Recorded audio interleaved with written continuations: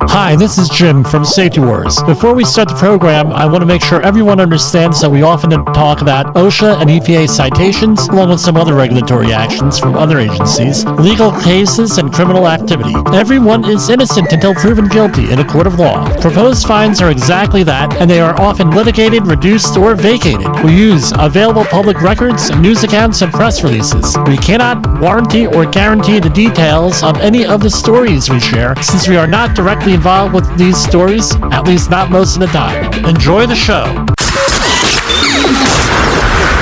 This show is brought to you by Safety FM.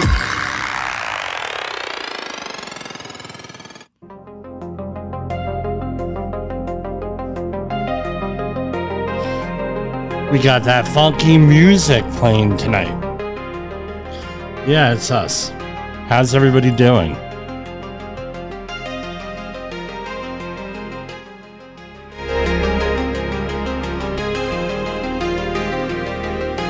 Both now I understand that old Chinese saying, may you live in interesting times. It's both a blessing and a curse.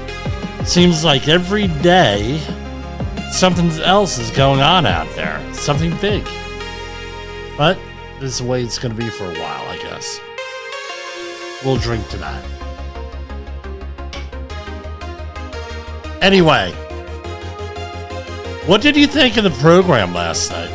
We talked about stuff, right? And tomorrow, the anniversary of D-Day, right? So, if I'm on the air tomorrow, we'll probably talk about it. Maybe I'm getting my history wrong here, right? I don't know, let's check it out.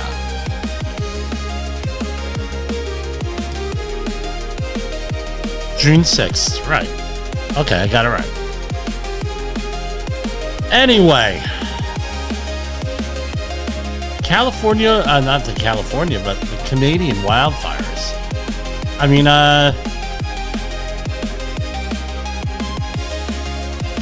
some of my friends were posting pictures of the sunrise of on the, what's it called? Sunrise over the West Coast. Got distracted there. So this is from New York Times. Smoke from the Canadian wildfires created unhealthy air quality from the upper Midwest to New York City. And this was an article today. Yesterday. Right? So, we're getting pictures. It's reminiscent of what we had 2 years ago. Not as bad, though. I remember 2 years ago on the Palisades Parkway, along the Hudson River, you couldn't even see the other side of the river. And the sun, some of the pictures from the Jersey Shore, the sunset looked like a couple of years ago with what was going on. Dark orange. Beautiful sunsets, but bad air quality. It sucks. We also have President Trump and Elon Musk in some type of a peeing match there. Now both are, how can I say? Donald Trump, and I think one of my friends described it very aptly, and the person has done business with Donald Trump. So I know, I trust his opinion. Donald Trump is the dude. He's also done business with Elon Musk. And they said, and according to him, they're both from the same personality, right? The same mold, in a way. Now, Musk is a little bit more, what's the word I'm looking for? I'm searching for words today. Musk is more of the dreamer, right? In a lot of ways. Right? His attitude, like, we can change the world today. Let's change it. Why settle for less than changing the world? Donald Trump is, hey, we can fix things. Maybe you disagree with how he fixes them, but hey, we can fix things. Let's try to fix it. With the slogan, Make America Great Again. And right? And he stole one of mine, right? Make America safe again, right? They tried that for a week. That was from this show. But, it's, I don't know, so we have some stories here. Let's get them up here, right? Elon Musk tells Laura Loomer Republicans should side with Trump, with him, because Trump will die first. Right? Elon Musk told MAGA actress Laura Loomer, this is from Mediaite, she should side with him amidst his public feud with President Trump on Thursday, as he would live longer than the president. Musk, 53, and Trump, 78, traded barbs publicly after Musk had trashed Trump's tax bill in the Oval Office on Thursday. Tax bill. In the Oval Office on Thursday, Trump was asked by reporters Musk's criticism of the administration's big, beautiful bill. Trump downplayed Musk's role in the 2024 election when he declared he would have won whether Musk got involved or not. Musk fired back, without me, Trump would have lost the election. Dems would be in control of the House. Republicans would be 51 of 49 in Senate. Such ingratitude. Loomer shared a screenshot of Musk's comments, wrote, it's heating up. It'll be interesting what Republican lawmakers do now. Well, yeah, we'll see what happens here. What's our next story? Elon Musk asked Trump, without me, Trump wouldn't have lost. This is from CNBC. Trump said Musk opposes the bill, which is pending in the Senate, because the billionaire is upset about the elimination of EV credits, electrical vehicle credits, in the package, and the president is nixing his pick to run NASA, meaning Musk's pick to run NASA. And Tesla's stock is down. Here we have from The Hill. Musk floats idea of third-party among feud with Trump. Article was today by Dominic Mastrangelo.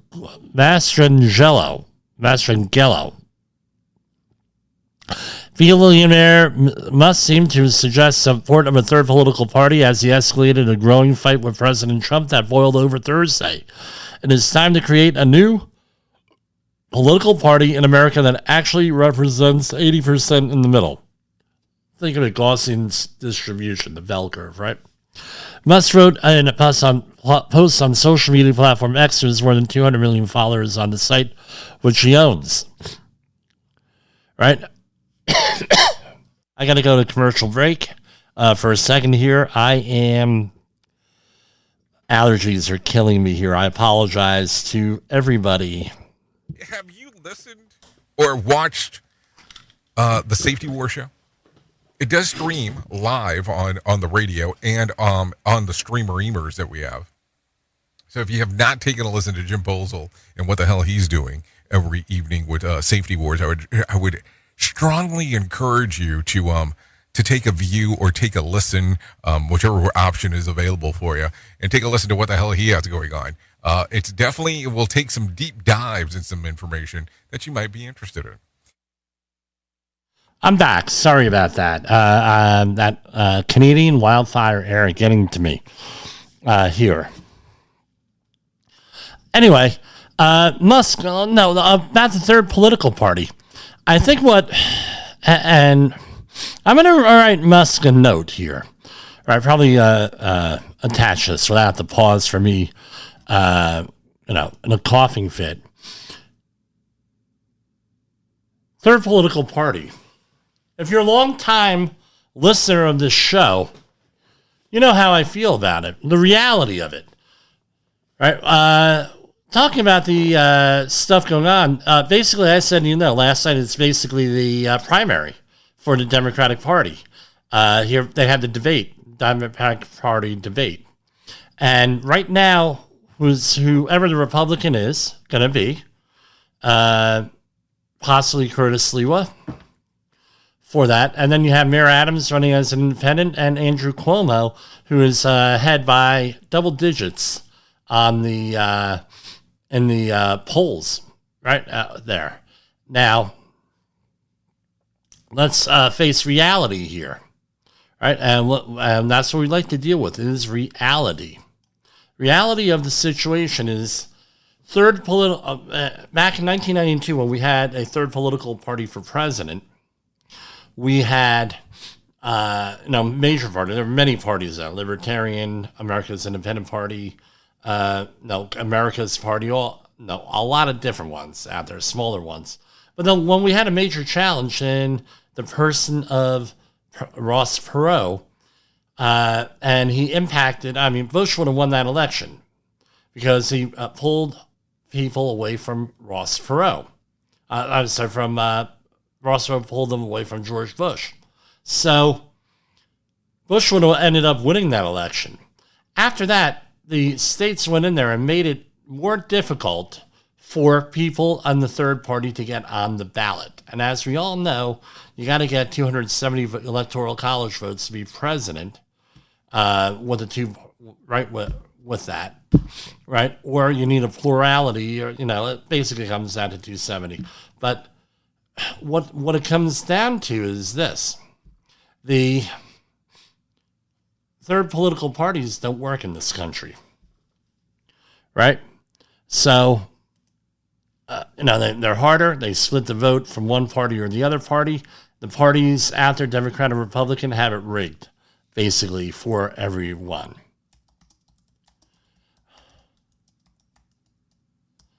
And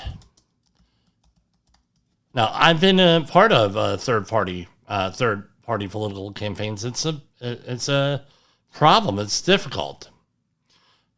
If someone was going to do it, though, it would likely be Musk or someone like that, because they have the money to do this. All right, so to become president of the United States, you need 270 out of 538 electoral votes. All right, this majority is required to win the presidency. When you start splitting the vote, right, and it's counted by state, God knows what's going to happen. If you're going to want someone polarizing, now President Trump, regardless of your opinion of him, is polarizing. Musk would probably be the one to be to polarize people with that, regardless of his results that he gets here. I don't know. So all this talk about third political party, not going to happen, my opinion. Or if it does, a third major party, they have an uphill battle.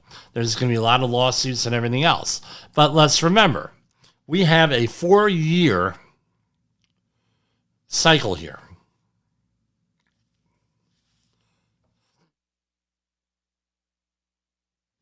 Pardon me. We have a 4-year cycle here. First year is this year. We had an election last year. What do we need to do, regardless of your political party? You need to continuously register voters in your party, yes, but you got to educate your party. I'm not seeing a whole hell of a lot of educating going on out there, educating the voters. Not seeing it. Then the second year of the cycle, what do? You have to go out and run candidates, right, in the primaries and the midterm elections. See how you do. Usually the incumbent party on the national level, federal level, loses seats in Congress, usually. Not all the time, but usually. Then, third year is education again. Recruit and education. Register voters. Then, what happens in the fourth year? You run your candidate, and it starts a Labor Day with all the petition signatures and everything, Labor Day the year before. So the next election is in November 2028. So you have to pretty much have your group vote together in September of 2027. You have to have all of your state organizations set up. You have to have all of your, so 50 states, plus you have the territories and everything, because you have state, it's run by, the parties have delegates and everything from the territories. Then you have to have a representative or two in every county. A lot of counties, thousands of counties. You're talking about a Herculean effort. The Democrats and Republicans have everything set up. So what's going to happen if we want to get some fresh blood in there? The easiest way is to go and do what Trump did and go into the Republican Party. You can go into the Democrat, went into the Republican Party. Mayor Bloomberg in New York,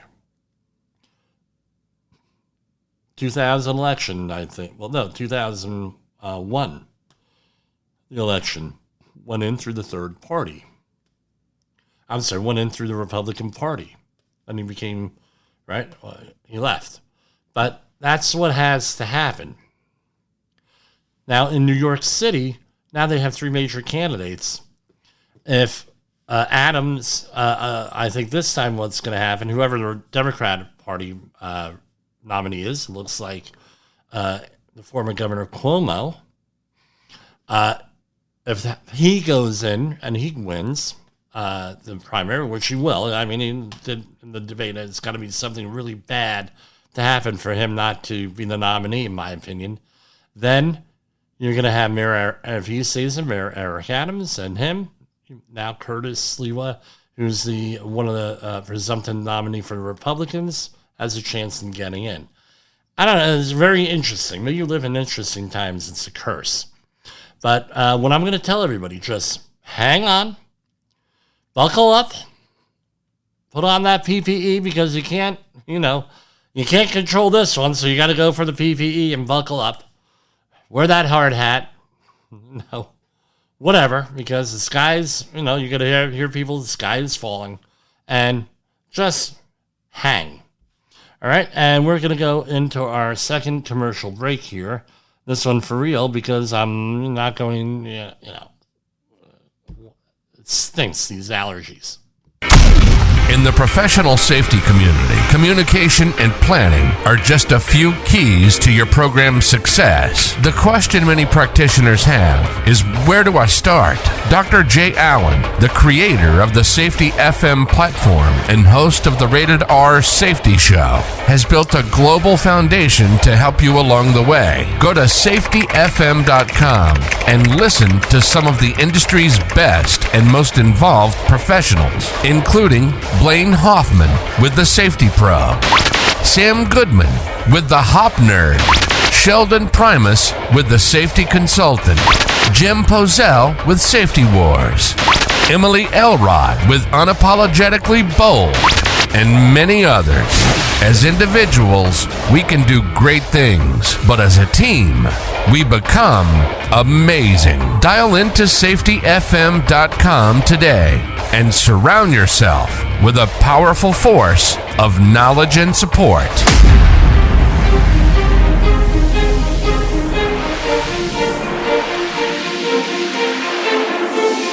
OSHA recordables, catastrophic losses, environmental disasters. You want answers? So do I. This is Jim Posel with Safety Wars. That's my daddy!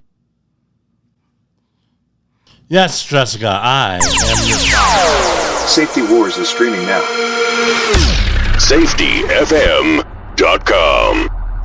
Let's go into some Department of Labor news. Now, people are out there. Stick to the safety and the environment. Stick to the safety. And now we're going to talk about whatever interests me. And this is a logical thing. How can I not have something to say over Musk and Trump? Come on. The United States today requested that the government of Mexico review an alleged denial. This news release is from the 4th, yesterday. But, however, it only made it on the website today. Otherwise, I would have talked about it last night. The United States today requested that the government of Mexico review an alleged denial of worker rights at Superior Industries Incorporated, a manufacturer of aluminum automobile wheels in Chihuahua, Mexico. The request follows a May 5, 2005 petition filed by Sindicato Nacional de Trabajadores de la Transformación, Construction, Servicios y Comercio en General, a Mexican union associated with Confederación Autónoma de Trabajadores y Empleados de Mexico. Note, I never took Spanish. I had to teach some of this stuff myself, right? Learn it myself. filed under the United States-Mexico-Canada Agreement's Rapid Response Labor Mechanism. The petition alleges that union supporters at Superior Industries are subject to threats, surveillance, and other forms of intimidation. At the USMCA's Interagency Labor Committee found sufficient and credible evidence supporting the petition's allegations. Related to employer interference and retaliation, the U.S. government submitted a request for Mexico to review the case using the RPM. The U.S. Department of Labor, U.S. Trade Representative, co-chair the Interagency Labor Committee. The Mexican government has 10 days to decide whether to conduct a review and 45 days from today to investigate the claims and present its findings. Superior Industries Incorporated is a U.S. headquartered auto parts manufacturer that operates 4 facilities in Chihuahua, Mexico, through its Mexican subsidiary. The aluminum wheels are mainly used in vehicles in the United States. Now, we had to hear people in January saying, well, now this is going to be cut. This is going to be cut. Wasn't cut. My question always is, I feel bad for workers throughout the world. Yes, absolutely. However, is this in our best interest to start involving ourselves in these other countries like this? I think that's a valid question. Maybe the answer is yes. Maybe the answer is no, but let's at least question this stuff here with this. My opinion here with this.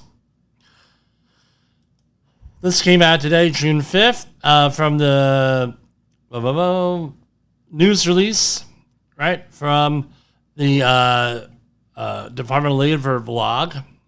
Unemployment Insurance Weekly claims in the weekend of May 31st, the advanced figure for seasonally adjustable initial claims was 247,000, an increase of 8,000 from the previous week's revised level. The previous week's level was revised down by 1,000, right? And, jobs, look, it goes up, it goes down, it goes up, it goes down. I don't know. We'll figure it out sooner or later. Other news from the Bureau of Labor Statistics. Let's share this screen here.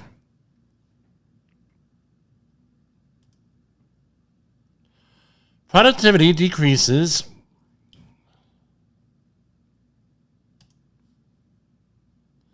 Right, here we go.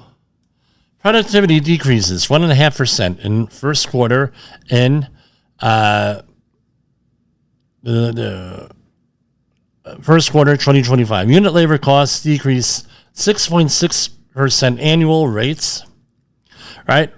Productivity decreased 1.5% in non-farm business sector in the first quarter of 2025. Unit labor costs increased 6.6%.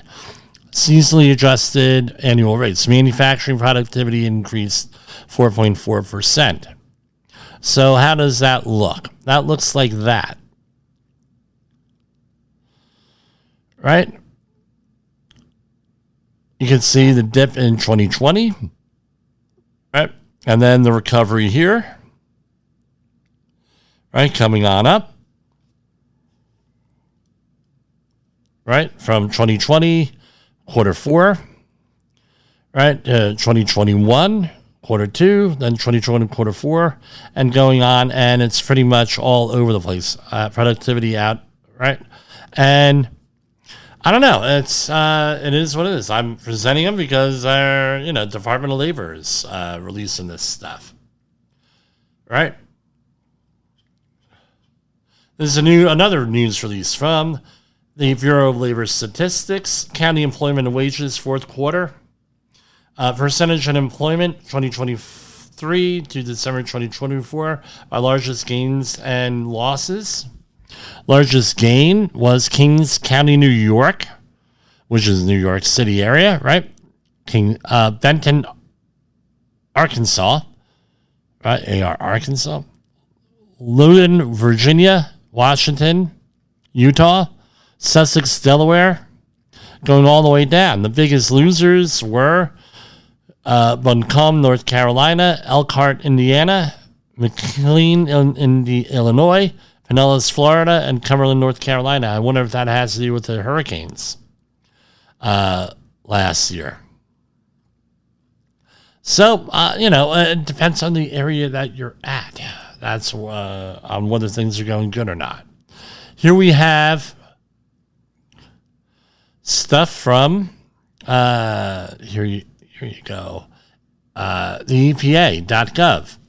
This is from yesterday. EPA finds Valero Wilmington refinery chemical safety violations, allegedly. All of this is alleged, right? Today, the U.S. EPA announced a settlement with Ultramar Incorporated doing business as Valero Wilmington refinery over chemical safety violations under both the Clean Air Act and Emergency Planning and Community Right to Know Act. The company fixed the identified safety issues and will pay $270,000 plus in penalties. And the quote from you said EPA Pacific Southwest Regional Administrator Josh F.W. Cook. I had hoped that Valero would invest, and this is out of LA, right, in upgrades to their California facilities and stay in business in our state. They will soon shut down at least one California refinery and leave. This will be a huge hit to gas prices in California, Nevada, and Arizona. This settlement today ensures that Valero has improved its safety systems and emergency response procedures at the Wilmington refinery. This is Wilmington out of California.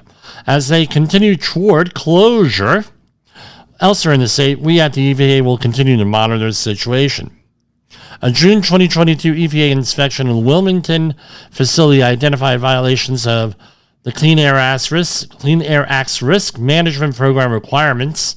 The inspection found several safety problems. Right? Several safety problems. Here, let's close this out. Including that the facility had underestimated the distance of that dangerous concentrations of chemicals could spread. In a worst-case scenario release, underestimating the impact of such release potentially leaves nearby homes, daycares, and schools and businesses unprepared in an emergency. Accurate calculations are essential for emergency responders to quickly protect the public from the chemical releases. And it goes on and on and on. So what do they need? They had inaccuracies in the facilities equipment diagrams, essential for rapid response. Insufficient analysis of how facility-wide power failures might compromise safety systems and failure to implement previously recommended safety measures, and omission of mandatory information in both operating procedures and incident reports. EPA also determined that Valero violated the EPCRA by failing to immediately notify state officials after 3 separate sulfur dioxide releases. Right? And going on and on. I tell you what, these refineries, it's a mixed bag here, right? Because these refineries and these other places are starting to more or less, quote unquote, fight back. Right?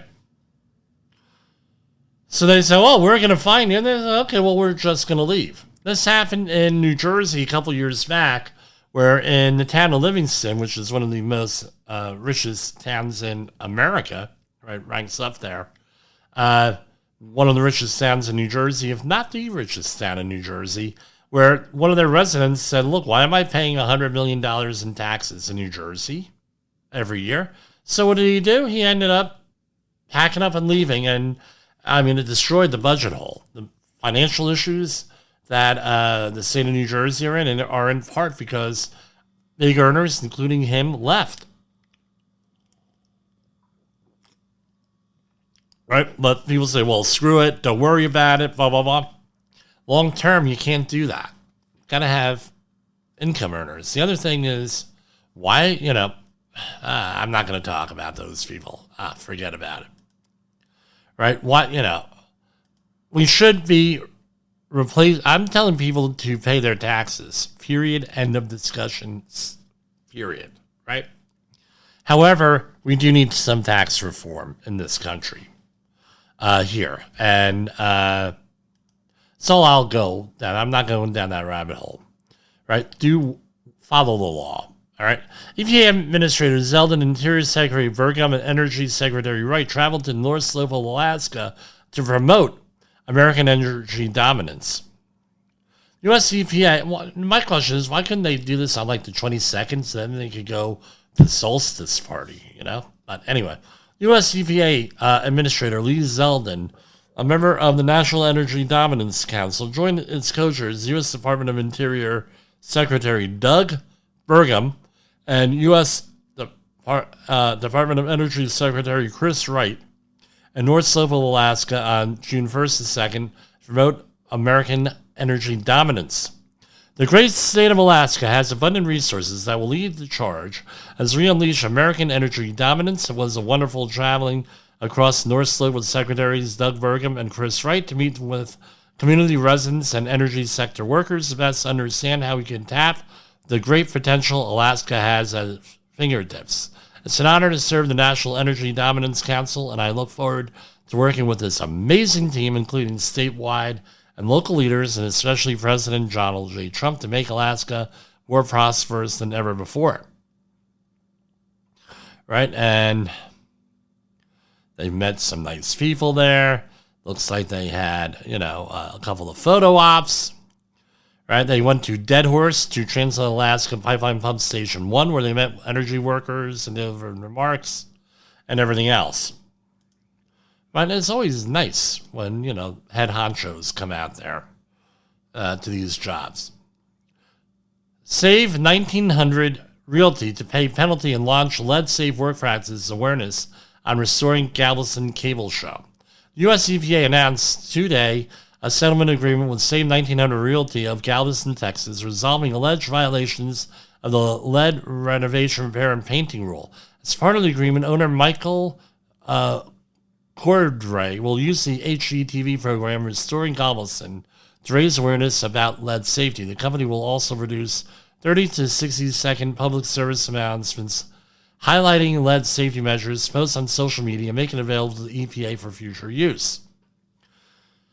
Right, in 2019, 1900 Realty's renovations at 7 Priest 1978 residential properties failed to meet RRP rule requirements. Violators included failing to 1. Perform work in accordance with the work practice standards, 2. Obtain recertification before beginning renovations, and assign a certified renovator for each renovator, and 4. Maintain records. Right, since the discovery of these violations, the company has gotten everything that they needed to get.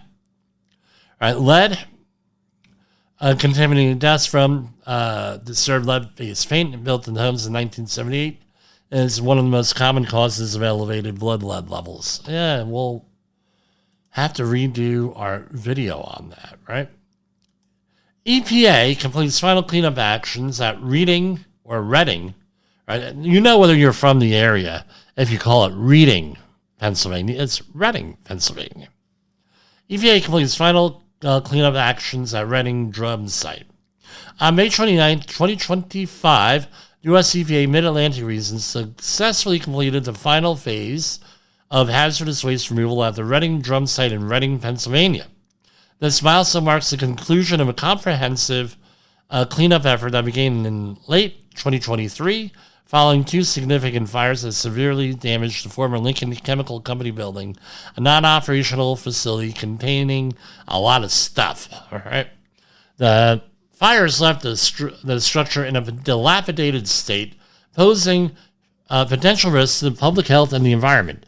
In response, the EPA initiated an emergency removal action with state and local partners to mitigate these hazards by identifying and sorting chemicals for proper disposal while ensuring the physical safety of local responders and on-site workers.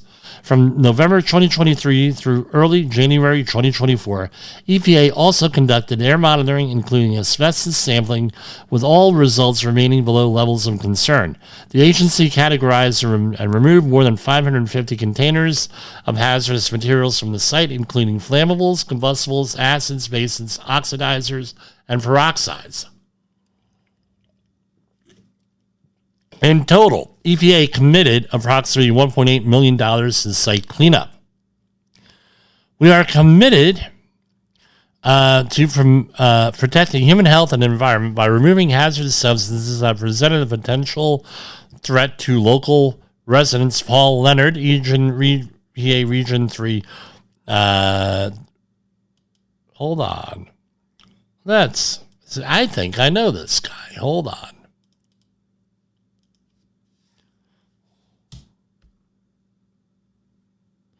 Hold on. Do we have a photo of him here? Hold on. I think I know this guy.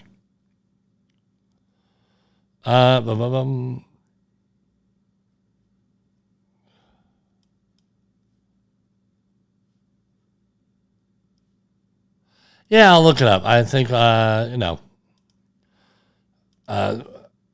I'm sorry for interrupting the program, but I think I know this guy. Hold on. Let's cut to commercial break real quick here.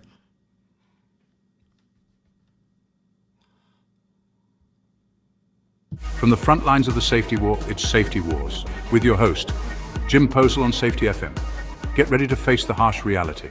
Is your safety training old, stale, and hackneyed? Is your safety trainer still preaching a warped version of behavior-based safety? How about safety training that is designed to actually address and assess your hazards and liabilities and is not standardized baloney from generations ago? Contact the Safety Wars team at safetywars.com or call me, Jim Posel, at 845-269-5772. Remember, if you are receiving this message, you are the solution to unsafe workplaces. No, it turns out, no, I don't know this guy, but name sounds familiar here. But anyway, what's the point here with this, right? A lot of this stuff is getting cleaned up. Right? I had a conversation with somebody last week saying all these sites that we're doing the cleanups on, Jim, they're really like small jobs. I said, yeah, because they got the big ones all out of the way out here. With this. I mean, right here, now, to get the whole thing done within a year here, I mean, basically a year, a little bit more than a year. May 2025, it's pretty impressive here. And I'm going to give the EPA a lot of credit for here for getting this stuff done and being organized. Now, it's nice and refreshing when a government agency is organized. And, with that, it's not all bad here with this. Right? Okay. TSA will end the Quiet Skies program that identifies travelers for extra screening, according to Secretary Noem. This is out of Washington. The article is from the Epoch Times. The next few articles. Arjun Singh is the author. Homeland Security Secretary Kristi Noem announced on June 5th that the Transportation Security Administration would abolish a program that targets some travelers for additional screening when boarding certain flights that depart from the U.S. The Quiet Skies program was established by the DHS as a way of ensuring high-risk passengers who may pose security risks are more thoroughly searched before they board the aircraft. Once a passenger was identified and put on the Quiet Skies list, they would be subject to more invasive security screening by TSA officers.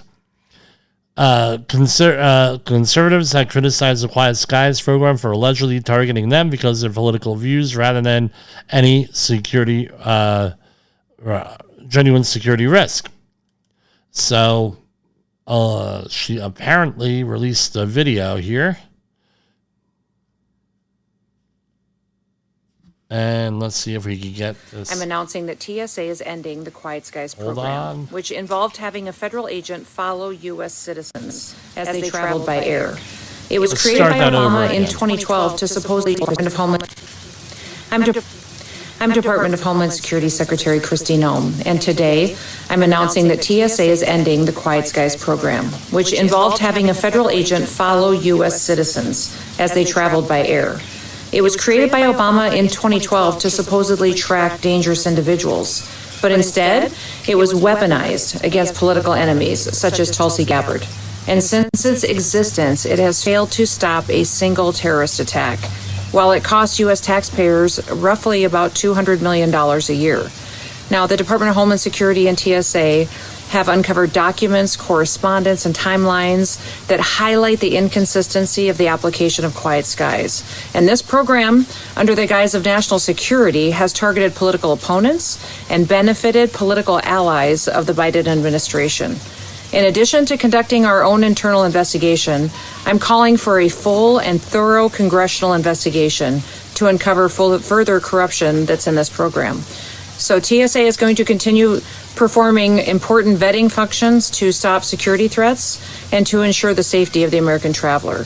The Trump administration will return TSA to its true mission of being laser focused on the safety and the security of traveling public.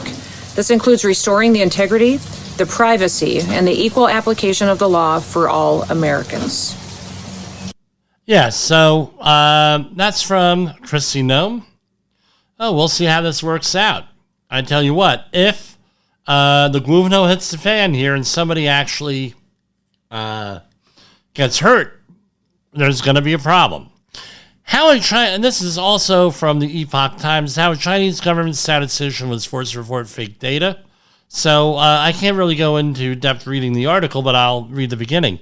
Liu Zhefi, this is an article by Lily Zhu, from updated today. A Chinese local government employee in rural Guangdong produced a non-authorized report on fees in 2023. He never expected to get a visit from police or be questioned about whether he had any foreign contacts and threatened with being sent to a mental hospital. Liu, who fled to the United States last year, recently told the Chinese edition of the Epoch Times how he was forced to make up animal farming statistics to match communist regime's GDP target. He also alleged that his superiors and colleagues fined farmers on bogus charges to fill local government coffers and targeted them out. And then it goes into more. So, a couple of months ago, we did a show here on the USA, on one of the census surveys, right? And my whole point with it is the American Community Survey. My whole point with that discussion was we have to start questioning whether our the data that they collect is necessary with that. And people, I got some criticism this, I got some criticism that way. I really don't care. I'm just asking questions. Because the administrative state, and now there's another story we didn't talk about here, was with the government combining 4 different agencies' data, because every agency collects its own data. Let's pool the data, and there were surveillance state issues. Well, we already know that the states collect some DNA data on children when they're born. And from there on out, you're data mined again and again and again. And the governments are also data mined with these productivity things. With all these, right? So why is this important that they're lying about productivity? Is that all of their financial stuff and everything else, and the World Bank and all the other financial information, all the other statistics are used to make decisions about public policy, about loans, about this, about that, and everything else. And now it's inaccurate information. One of the reasons why we're told that the Census Bureau collects like 140 different surveys here. And here we go. Here, DHS, collecting DNA as part of a large, massive surveillance effort, according to a lawsuit. A lawsuit against the U.S. Department of Homeland Security alleges a failure to respond to numerous FOIA requests seeking details on how the agency collects, stores, and uses the DNA of non-citizens taken into custody as part of a larger mass surveillance system. All right. Here we have another one from an Alabama political reporter. Law takes effect requiring collection of immigrant biometric data. Right? We have, if you're arrested, right? If you're arrested, they're allowed to collect DNA data. The U.S. is strong during migrant, this is from Wired.com, the U.S. is storing migrant children's DNA, right, in a criminal thing. So it's, around the, around arresting and people who are alleged to have crimes, they're collecting, alleged to have committed crimes here. Here we have one from the Washington Post. China's quest for human genetic data spurs fears of, with foreign actors getting DNA. Right. Here we got, now they're, DNA data from infants.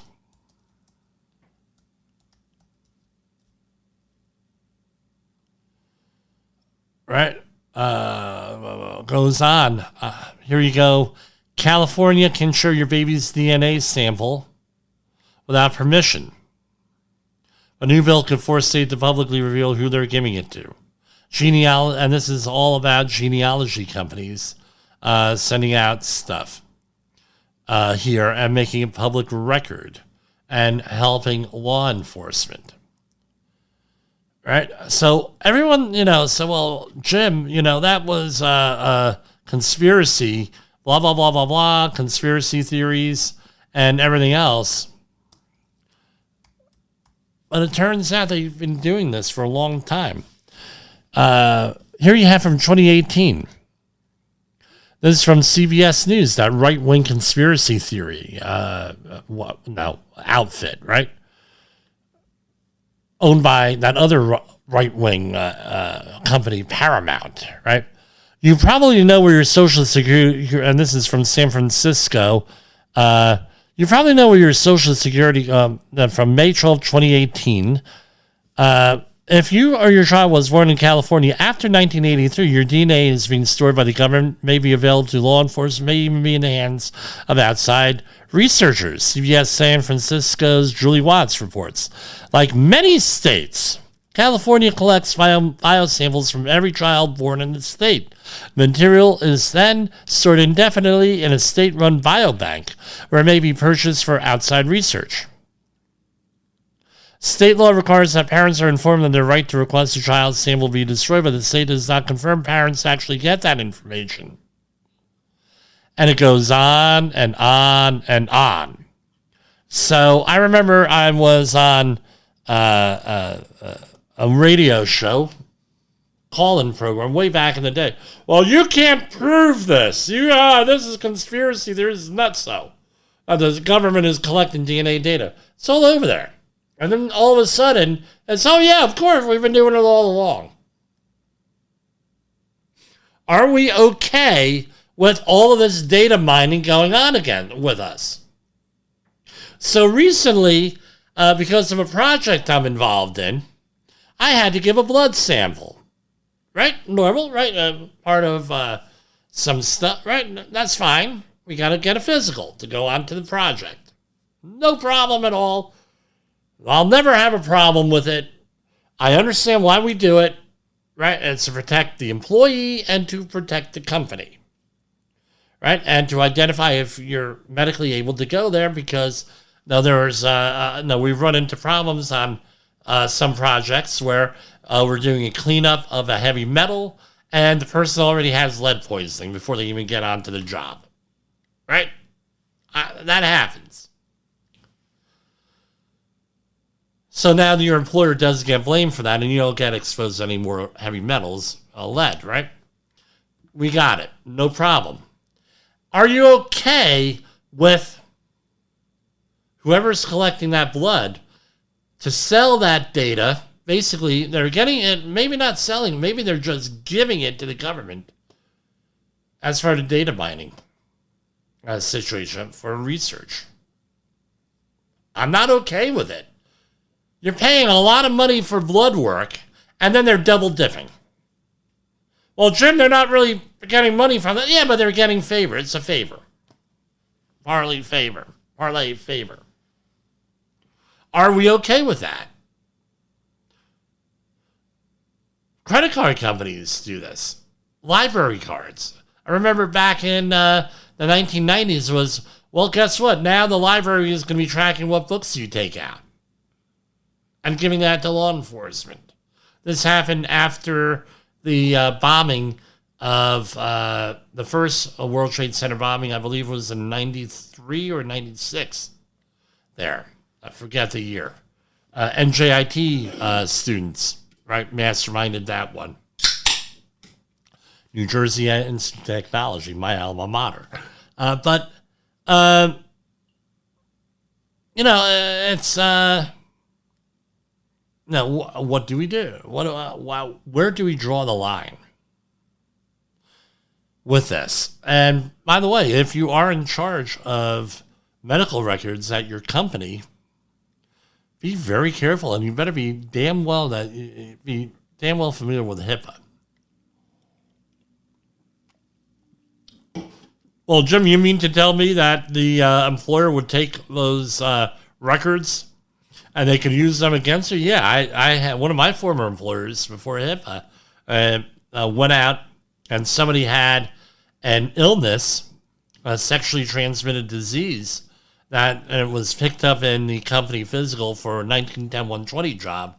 And this guy was laughing so hard he was going around and, telling everybody, oh, this guy's got a sexually transmitted disease. Yeah, people do stuff like that. And it was used in employment decisions.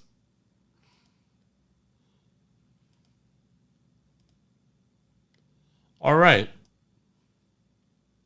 We got a lot of news here. Ukraine. Oh, no, let's go to this one.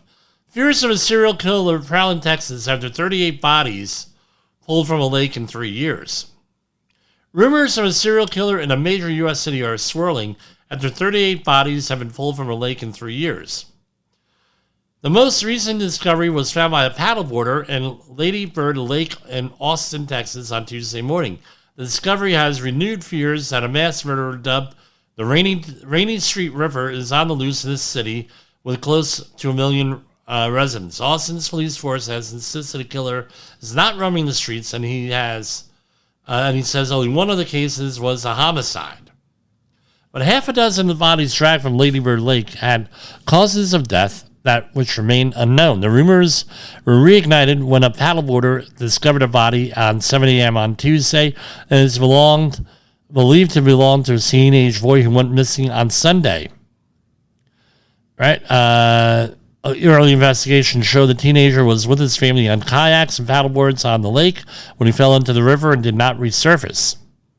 It was, however, the 30th male corpse to be discovered in the lake since 2022. Right? Drowning has been the top cause of death with suicide, drug overdoses, and natural causes. This is from metro.co.uk. This article, by the way. 2 corpses were found in or around the river in April as well. I don't know, bad luck. 33 seems to be a lot, I would think. Maybe they should rename it like the Bermuda Triangle or something. I don't know. Now, this escalation in the war, I'm not making light of this situation. I had 33 dead people. What the hell's going on over there? I lived around the water all my life, up until I got married. 33 people? Really?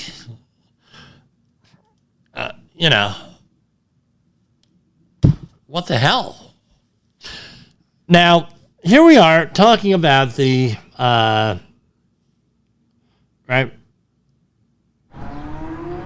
Ukraine war latest. Ukraine strikes Russian missile base in Bryansk Oblast.